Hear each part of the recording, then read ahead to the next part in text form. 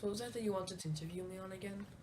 I wanted to talk to you about the opening of the West and the Canadian Aboriginals.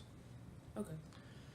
So, what were the reserves and how were Native Canadians sent there? When the West opened, the English marched the Aboriginals to some reserves, so they could take their land and control the Aboriginals. They were marched in horrible conditions. Many died from hunger, coldness, and heart attack, and the list goes on.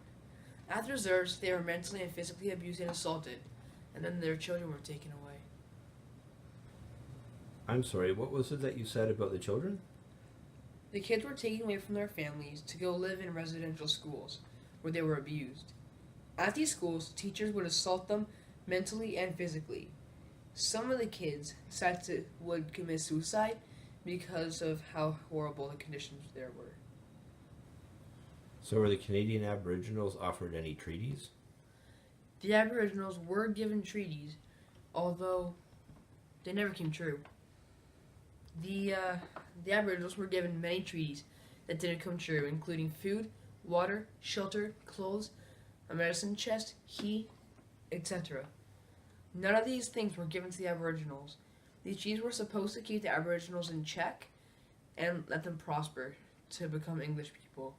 In order to be able to get these treaties, the Aboriginals have to be willing to give up their land, even though they were cheated. So, how is this affecting us today? What the government did in the past has caused a lot of trouble today. The Aboriginals have currently been demanding an apology and are now being paid by the government for what happened in the past.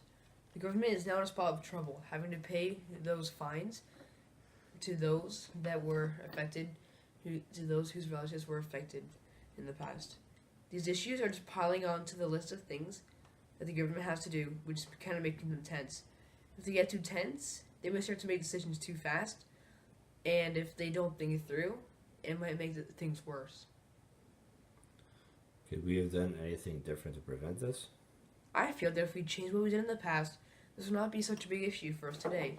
We could have been nicer to them and kept our treaties. This would have gained us their trust, which could mean better trading and resources.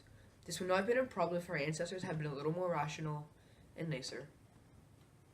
Thank you for your time.